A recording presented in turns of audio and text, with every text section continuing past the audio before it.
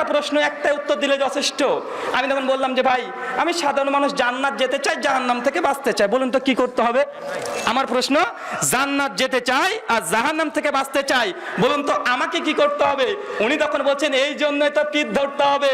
আজ কথা এখনো বোঝেন নাই, তাই আপনি উত্তর দিলেন।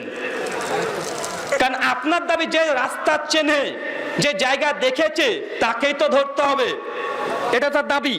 আমি তখন বলছি ভাই, আমি জান্নাত যেতে চাই, জাহান্নাম থেকে বাঁচতে চাই, কি করতে হবে?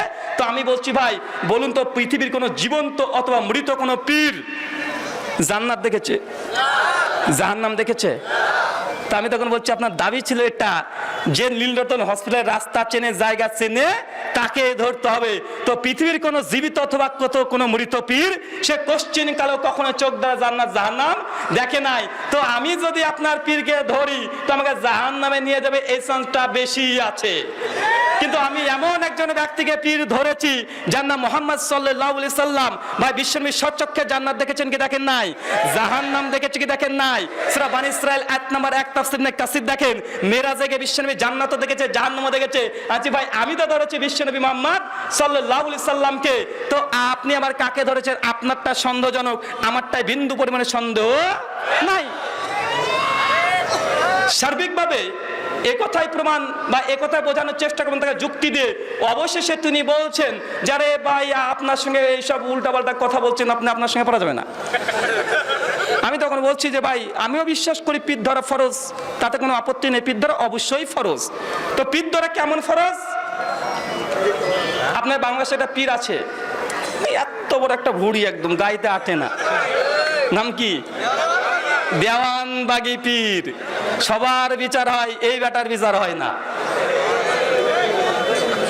দেওয়ানবাগী পীরের একটা বক্তৃতা শুনলাম, উনি বলছেন তার মুরিদকে সামনে নিয়ে ভিডিও, ভাই ধুলো দিয়ে চোখে চলে যাওয়ার যুগান নাই, প্রত্যেকটা চেক করে দেখে নিতে পারবেন। তিনি বলছেন যে আমি যদি তোমাদেরকে বলি যে মা ফাতেমা নবীজির স্ত্রী আমার বউ, তোমরা কি বিশ্বাস করবে? নাউজুবিল্লাহ মিন যালিক। আর মুরিদ যেগুলো আছে ওরা কত বড় বেকুব, তারা বলছে হ্যাঁ। আর পীর যে কত বড় বেকুব এটাও প্রমাণিত। উনি বলছেন তোমাদেরকে যদি বলি মা ফাতেমা আমার বউ, বেটা মাও বলছে, বউ বলছে। নাউজুবিল্লাহ মিন যালিক। ভাই বলুন তো এই পীরকে ধর, আরে ভাই একে যদি না ধরেন আপনার ইমানই থাকবেন না, বেঈমান হয়ে যাবেন। আরে একে ধরার পরে আগে জেলখানা দেওয়া ফরজ। আজ ইসলামী খিলাফত থাকে, যদি রাষ্ট্র থাকে, তো আগে ধরে তাকে তওবা করতে বলতে হবে। তওবা যদি না করে তাকে মৃত্যুদণ্ড দিতে হবে, নচেত ঈমানই থাকবে না। তো আমরা এই কথা বলি যে পীর ধরা ফরজ মানে 100% ফরজ। কেন? পীর ধরা পরে যা করা ফরজ তাই করা ফরজ। মানে চোরকে ধরা পরে যা করা ফরজ, পীরকে ধরে তাই করাই ফরজ। এটাই সত্য কথা, পীর ধরা ফরজ আমরাও মনে করি। একটা বই আপনাকে দেখাবো, কয়েকটা বই নিয়ে এসেছি, বাংলাদেশ থেকে কিনেছি, টাকা দিয়ে কিনেছি। মাইনুল ভাইয়ের বাড়িতে বসে পড়েছি, নোট করেছি আজকে সকালবেলাতে। বইটা হচ্ছে চরমনায় পীর সাহেবের একটা রচনা বলি। ভাই বললে রাগ করবেন? ভাই কষ্ট করে টাকা দিয়ে আমি পড়েছি। ভাই পড়েছি কিসের জন্য? বলার জন্য তো নাকি?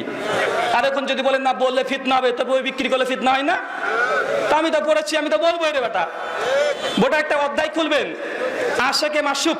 এ বইটার আশেকে মাসুক একটা পৃষ্ঠা নাম্বার 35 খুলবেন। কত নম্বর পৃষ্ঠা? 35 নম্বর পৃষ্ঠা। এখানে দুটো জিনিস খণ্ডন করব। এক, আমাদের শেখ আব্দুর রাজ্জাক বিন ইউসুফ হাফেজাহুল্লাহ, তিনি একটা আলোচনাতে একটা জিনিসকে তাগিদ দিতে গিয়ে বলেছিলেন যে মানুষের পেশাব এতটাই ভয়ঙ্কর, যদি একটা ফোঁটা যদি পড়ে যায় তাহলে ওই সালাত আর হবে না, যদি পোশাকে পড়ে যায়। উদাহরণস্বরূপ তাগিদ দিতে গিয়ে বলেছে, কোন ব্যক্তি যদি গাভীর এক বালতি পেশাবের মধ্যে নিজের চাদরটাকে চুবিয়ে নেয়, তারপর যে সালাত আদায় করে, সালাত বাতিল হবে না। এই নিয়ে ইউটিউবে দেখছি অনেক রকমের অভিযোগ, এমনকি কাফের শুদ্ধ ফতোয়া চলে এসেছে এর জন্য। তো ভাই একটু আমরা দেখি পীর সাহেব কি বলে। বইটার নাম কি বললাম? আল্লামা সৈয়দ মোহাম্মদ ইসহাক রাহিমাহুল্লাহ রচনা বলি, 2য় খণ্ড। এর মধ্যে একটা অধ্যায় আছে আশেকে মাসুক বা এক্সকে এলাহি। পৃষ্ঠা নাম্বার 35। কি লিখছেন দেখেন, কি লিখছেন? পীরের কাছে কেন বায়াত হবেন আর পীরকে কেমন ভাবে মানতে হবে। শেখ পাশে আছে, আমি দেখিব, যারা জুম করতে চান জুম করে নিতে পারেন। লিখছেন দেখেন, পীর সাহেব কেবলা যখন যে আদেশ করিবেন তাহাতে কোনো প্রকার কিলোকাল মানে হচ্ছে আপত্তি, কিলোকাল না করিয়া অর্থাৎ নিরাপত্তিতে তাহা করিতে তাকিবেন, তাকিবেন মানে থাকিবেন।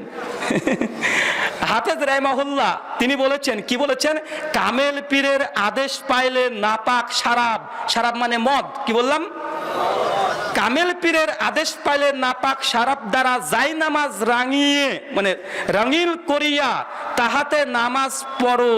অর্থাৎ শরীয়তে কামেল পীর সাহেব যদি এমন কোন হুকুম দেন যা প্রকাশ্য শরীয়তের খেলাফ হয়, তবুও তুমি তাহা নিরাপত্তিতে আদায় করিবে, কেননা তিনি রাস্তা সব তৈরি করিয়াছেন, তিনি তাহার উঁচু নিচু অর্থাৎ ভালো মন্দ সব চেনেন, কম বুঝেন ধরুন জাহের ভাবে যদিও তুমি উহা শরীয়তের খেলাফ দেখো, কিন্তু মূলে তা খেলাফ নহে। কিছু বুঝতে পারলেন? বলেন জোরে বলেন নাউজুবিল্লাহ মিন জালিক। ভাই আব্দুর রাজ্জাক বিন হাফেজাহুল্লাহর পরে আপত্তি যে তিনি কি বলেছেন, যে গরুর যদি এক বালতি পানি থাকে মানে পেশাব থাকে, নিজের চাদর যদি চুবিয়ে যদি নামাজ আদায় করে, নামাজ এটা নষ্ট হবে না, বরং তিনি এটা মাসালা দেননি, এটা কি করেছিলেন, তাগিদ দিয়েছিলেন। ভাই এই তাগিদ কি আপনাদের কিতাবে নাই? আপনাদের কিতাবে আছে বেহেশতের জওয়াদ 6 নম্বর খণ্ড, স্পষ্টভাবে তালাক অধ্যায়ের কাছে এসে আলোচনা করে, সালাত অধ্যায়ের কাছে আলোচনা করতে এসে তিনি লিখছেন, আশরাফ আলী থানভী তিনি বলছেন যে একজন মেয়ে ততক্ষণ পর্যন্ত সালাত আদায় করবে কতক্ষণ দেখছে একটা সন্তান অর্ধেক অলরেডি প্রসাব হয়ে গেছে আর অর্ধেক ভেতরে আছে, এমন সময় যদি আজান পড়ে তো ওই মেয়ের জন্য নামাজ পড়তে হবে, এটা বাধ্য। তো ভাই বলুন তো এটা কি তিনি বুঝিয়েছেন আসলে যে ওই সময়তে নামাজ পড়তে হবে? জি না, মানে কি বুঝিয়েছেন? তাগিদ। ঠিক আব্দুর রাজ্জাক বিন ইউসুফ হাফেজাহুল্লাহ তিনিও তাগিদ দিয়েছেন যে মানুষের পেশাব এতটাই খারাপ যে এক ফোঁটা যদি পড়ে যায়, আপনি যদি জেনে যান আর সালাত হবে না। এটা উদাহরণ দিয়েছিলেন গরুর পেশাব দিয়ে। ভাই ওটা নিয়ে এত সমালোচনা, কিন্তু পীর সাহেব কি বলছে, এটা ভাই পেশাব না রে ভাই, মদ। কি গোটা মদ, ওটা চাদর নয়। লাইনটা আবার পড়ো। জি আরেকবার পড়ি, দেখেন কি বলছে, কামেল পীরের আদেশ পাইলে নাপাক শারাব দ্বারাও যায় নামাজ রাঙিল করিয়া তাহাতে নামাজ পড়ো। অর্থাৎ শরীয়তে কামিল পীর সাহেব যদি এমন কোন হুকুম দেন যা প্রকাশ্য শরীয়তের খেলাফ, তবুও তুমি তা আপত্তিতে মানে কোনো আপত্তিবিহীন ভাবে তা গ্রহণ করো। কেন? তুমি দেখছো পীর সাহেব কি করছে, এটা বলছে জাহের ভাবে মনে হচ্ছে যে না এটা তো শরীয়তের খেলাফ, কিন্তু ভেতর আসলে খেলাফ না। ভাই বলেন তো এরকম যদি কেউ বিশ্বাস করে, এরকম পীর বা একে কি করা উচিত? ধরা উচিত কি উচিত নয়? বলেন ধরা উচিত নয়? আরে ভাই আমরা বলি আগে ধরা উচিত, ধরে একটু আগে যা বলেছি ওটা করা উচিত। ভাই আমাদের প্রতি অভিযোগ, তার চেয়ে খারাপ কথা লেখা আছে না নেই? ভাই ওটা তো আব্দুর রাজ্জাক বিন ইউসুফ হাফেজাহুল্লাহ তিনি বলছেন চাদর, তুমি বলেছো জায়নামাজ, তিনি বলছেন গরুর কি প্রসাব, তুমি বলেছো মদ। ভাই বলুন তো, চিন্তা করেন তো ভাই আমাদেরকে বলে, তার জন্য প্রথমে বলেছে তুমি মহারাজ সাধু হলে আজ আমি আজ চোর বটে। ভাই তুমি কাচের ঘরে বাস করে লোহার ঘরে ঢেল ছুড়ো, তোমার কাচের ঘর চূর্ণ বিচূর্ণ হয়ে যাবে। বিশেষ করে মনে রাখবেন আমাদের আহলুল হাদিস ওলামা যারা আছে, মাশায়েখ যারা আছে, তারা এইসব পাগল ছাগলের কথা জবাব দেয় না মনে করে, তারা ভাবছে তারা বড় হুনু হয়ে গেছে। তারা ভাবছে কি না কি যে আমাদের জবাব দেয় না, যেখানে যাই তারা অভিযোগ করছে আমাদের শাক অভিযোগ দেয় না, তার জন্য তারা ভাবছে কি না কি। আমি এই জন্য বলি পাগলের জবাব দিয়ে লাভ আছে রে ভাই। তার জন্য আমাদের মতো জেনার 2-4টা পৃষ্ঠা পড়েছে, তাদের বই পড়েছে, এরাই যদি থাকে ওদের জবাব দেওয়ার জন্য যথেষ্ট। শাইখদের সময় অপচয় করার দরকার নাই। তো ভাই তাদেরই বই স্পষ্ট লেখা, ভাই এপির ধরা 100% ফরজ। আমি বইটা থেকে না হলে 20টা পয়েন্ট এখানে মানে নকল করেছি প্রত্যেকটা জায়গাতে, যে তারা এমন কথা বলেছে। আরেকটা পড়বো, রাগ করবেন? আরেকটা নাম হচ্ছে ভেদে মারেফত। হিন্দুদের ধর্মগ্রন্থ বেদ, এদের ধর্মগ্রন্থ ভেদ।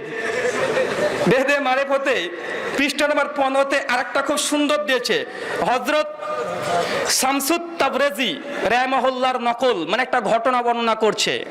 একটু লম্বা ঘটনা হলে পরে মানে শোনেন, যেহেতু আহলে হাদিস সমাজে তো কেচ্চা গানে শোনা হয় না, ধৈর্য হারণ করবেন, একটু শোনেন কত সুন্দর লাগে দেখবেন। লিখছেন পীরের, এটা হচ্ছে এসকে মানে ভেদে মারিফত পৃষ্ঠা নম্বর 15 লাইন নাম্বার 6 থেকে পড়ছি। লিখছে দেখেন, পীরের আদেশ নিয়া তিনি তখন রোম শহরের দিকে রওনা হইলেন। মানে একজন মুরিদ, পীর আদেশ করেছে যাও তুমি রোম শহরে যাও, তখন পীরের আদেশ নিয়ে এই ব্যক্তি তখন রোম দেশে তিনি যাচ্ছেন। এবার লিখছে দেখেন, কিছু দূর অগ্রসর হওয়ার পর পথির মধ্যে ঝুপড়ির ভেতরে এক অন্ধ বৃদ্ধাকে একটি লাশের সম্মুখ নিয়ে কাঁদিতে দেখিলেন। হুজুর বৃদ্ধাকে কান্নার কারণ জিজ্ঞাসা করিলে বৃদ্ধা উত্তর করিলেন, হুজুর এই পৃথিবীতে আমার খোঁজ খবর নেওয়ার মতো আর কেউ নেই। একটু বুঝিয়ে দিই। পীর সাহেব তার মুরিদকে বলছে, তুমি রোম সাম্রাজ্যে যাও, অমুক কাজটা করবা। পীরের এই আদেশ পেয়ে মুরিদ চলে গেছে এখন রোম সাম্রাজ্যে। এখন রোমের মধ্যে প্রবেশ করে দেখছে একটা ঝুপড়ির মধ্যে একটা মহিলা, বয়স্ক মহিলা, সে কাঁদাকাটি করছে। গিয়ে ওই তখন জিজ্ঞাসা করছে যে কি ব্যাপার, তোমার কি হয়েছে, তুমি কাঁদো কেন? তখন নিজের এবার ঘটনা বর্ণনা করছে কেন কাঁদে। এবার দেখেন বলছেন, এই পৃথিবীতে আমার খোঁজ খবর নেওয়ার মতো কেউ নাই। একটি পুত্র ছিল, সে আমার জন্য যথেষ্ট খেদমত করিত। তার ইন্তেকালের পর সে একটি নাতি রাখিয়া যায়। ওই 12 বছর বয়স্ক নাতি একটি গাভী পালিয়া আমাকে দুগ্ধ খাওয়াইতো এবং আমার খেদমত করিত। সেই নাতির লাশ এখন সম্মুখে দেখিতেছেন, এখন উপায় নাই, দেখিয়াই কাঁদিতেছি। হুজুর বলিলেন, এই ঘটনা কি সত্য? বৃদ্ধা উত্তর করিলেন, সত্য হওয়াতে কোনো সন্দেহ নেই। তখন হুজুর বলিলেন, এবার হুজুর কি বলিলেন শোনেন। হুজুর বলিলেন, হে ছেলে তুমি আমার হুকুমে দাঁড়াও। কার হুকুমে বলেন? হুজুর বলছে, হে ছেলে তুমি আমার হুকুমে দাঁড়াও। ভাই ঈসা আলাইহিস সালাম মৃতকে জীবিত করতো কার হুকুমে? বিইজনিল্লাহ, আল্লাহর হুকুমে। সূরা ইমরান আয়াত নম্বর 49। আর পীর সাহেব বলছে, হে ছেলে তুমি আমার হুকুমে দাঁড়াও। দেখেছেন কত বড় ক্ষমতা পীরের আপনার। এবার দেখেন কি লিখছে। তখন ছেলেটা উঠিয়া দাঁড়াইলো এবং বলিল, আমার দাদু কোথায়? দাদু স্নেহ ভরে কোলে জড়াইয়া বলিল, দাদা তুমি মরিয়াছিলে, এখন কিরূপ জীবিত হইলে? নাতি বলিল, আল্লাহর ওলি আমাকে জিন্দা করিয়াছেন। কে জিন্দা করিয়াছেন? আল্লাহর ওলি নাকি ওকে জিন্দা করেছেন। পীরও বলছে তুমি আমার নামে উঠো, আর ওর যে কে জিন্দা করেছে সে বলছে আল্লাহর ওলি তাকে জিন্দা করেছেন। এরপরে দেখছে, দেখেন এই ঘটনা প্রকাশ হওয়ার পরে খাঁটি মুসলমান বাদশার কাছে এই খবর পৌঁছায়। যখন পৌঁছায় তখন বাদশাহ কুতুব সাহেবকে দরবারে হাজির করিয়া জিজ্ঞাসা করিলেন, হুজুর আপনি কি বলিয়া বৃদ্ধ নাতিকে জিন্দা করিয়েছেন? মানে বাদশার কাছে খবর চলে গেছে এই ঘটনার। তখন জিজ্ঞাসা করছে ওই ব্যক্তিকে, ওই পীর সাহেবকে, যে তুমি কিভাবে এই ছেলেটাকে জিন্দা করিয়াছ? পীর সাহেবের গর্ব দেখবেন কি করে কি বলছে দেখেন। তিনি বলিলেন যে আমি বলিয়াছি, হে ছেলে আমার আদেশে জীবিত হয়ে যাও। তাই স্বীকারও করছে আবার বাদশার সামনে গিয়ে। বাদশার সামনে গিয়ে পীর স্বীকারও করছে। তারপরে লিখছে দেখেন, বাদশাহ বলিলেন, আফসোস যদি আল্লাহর আদেশে জিন্দা হইতে বলিতেন। বাদশার তার মানে তাওহীদ ঠিক আছে, পীরের তাওহীদ ঠিক নাই। এবার দেখেন কি বলছে। কুতুব সাহেব উত্তর করিলেন, মাবুদের কাছে আবার কি জিজ্ঞাসা করিব? মানে আল্লাহর কাছে আমি কি জিজ্ঞাসা করিব? তার আন্দাজ নাই। নাউজুবিল্লাহ মিন জালিক। তার আন্দাজ নাই। বলছে আল্লাহর কাছে কি জিজ্ঞাসা করব? আল্লাহর আন্দাজ নাই। নাউজুবিল্লাহ মিন জালিক। তারপরে কি লিখছে দেখেন শেষ লাইনটা।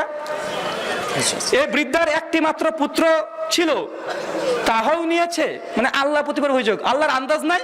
এই মেয়েটার একটাই শুধুমাত্র নাতি ছিল 12 বছর, সে দেখভাল করতো, আল্লাহ তাকে মেরে ফেললো। আল্লাহর আন্দাজ নাই। নাউজুবিল্লাহ। তারপর লিখছে দেখেন, বাকি ছিল এই নাতিটি যে গাভী পালন করিয়া কোনরূপ জিন্দেগি গুজরান করিত, মানে জীবনটা অতিবাহিত করত। এখন এটিও নিয়ে গেল, তাই আমি। এবার পীরের কারামত দেখেন, যেহেতু আল্লাহ ছেলেটাকে নিয়ে চলে গেছে, মৃত্যু দিয়েছে, তাই পিছু হয়েছে, তাই আমি আল্লাহ পাকের দরবার থেকে জোরপূর্বক রূহ নিয়ে আসিয়াছি। নাউজুবিল্লাহ মিন জালিক। তো সার্বিকভাবে আমি এই কথা বলছি যে ভাই পীর ধরা ফরজ কি ফরজ না? বলেন ভাই, ফরজ না? আরে ভাই 100% ফরজ। এই ঘটনা থেকে প্রমাণ হয় পীরকে ধরা ফরজ। তারপরে যদি ইসলামী রাষ্ট্র হয় তাকে প্রথমে তওবা করার সুযোগ দিতে হবে, নচেত তাকে একদম ঝুলে দেওয়া ফরজ। মহান সত্তা আল্লাহর কাছে দোয়া প্রার্থনা, আল্লাহ সুবহানাহু ওয়া তাআলা এইসব মুসলিম উম্মার মধ্যে যারা এরকম বিভ্রান্তিকর আকীদা সৃষ্টি করছে, আল্লাহ সুবহানাহু ওয়া তাআলা এইসব ব্যক্তিকে তুমি হেদায়েত দান করে সকলে বলি আল্লাহুম্মা আমিন। একটা ছোট্ট রেফারেন্স দিয়ে আলোচনা শেষ করবো। শেখ এসে বসে আছে, শেখ তখন থেকে জিজ্ঞাসা করছে যে শেখ কথা বলবো না চালিয়ে দেবো, শেখ অনুমতি দিয়েছে, এই জন্য আলোচনা করছিলাম। তো যাই হোক, এই ঘটনাটা কোথায় পাবেন জানেন? যেটা আমি এই চরমনে পীরের বই থেকে দেখালাম। এই ঘটনাটা পেয়ে যাবেন, বাইবেল খুলবেন। কোথায় ভাই? Bible, gospel of look, new testament, যেটা খ্রিস্টানরা ইনজিল মনে করে, 7 অধ্যায় 11 থেকে 20 নম্বর অনুচ্ছেদ বই দেখেন ঘটনাটা মজুদ আছে। সেম এই থিমে ঘটনা মজুদ আছে, একদম হুবহু এই মানে থিমটা নেওয়া আছে এই ঘটনার মূল অংশকে নিয়ে তার নিজেদের মতো বিস্তার করেছে। তারপর তো অনেক নোংরা নোংরা কথা আছে, এখনো পড়ার সুযোগ না, ইনশাআল্লাহ আপনারা কিনে যদি দেখতে পারেন বুঝতে পারবেন। মহান সত্তার কাছে প্রার্থনা আল্লাহ সুবহানাহু ওয়া তাআলা এইসব ব্যক্তিকে তুমি হেদায়েত দান করে, সকল বলি আল্লাহুম্মা আমিন।